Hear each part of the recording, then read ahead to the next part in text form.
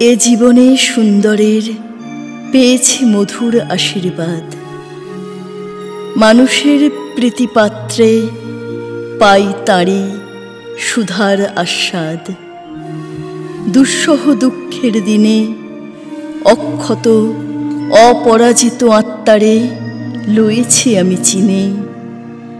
আসন্ন মৃত্যুর ছায়া যেদিন করেছি অনুভব, সেদিন ভয়ের হাতে হয়নি দুর্বল পরাভব।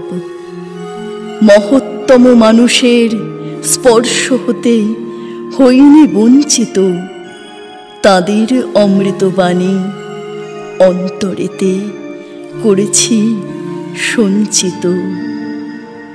জীবনের বিধাতার যে দাক্ষিণ্য পেয়েছি জীবনে, তাহারি স্মরণলিপি রাখিলাম সকৃতজ্ঞ মনে।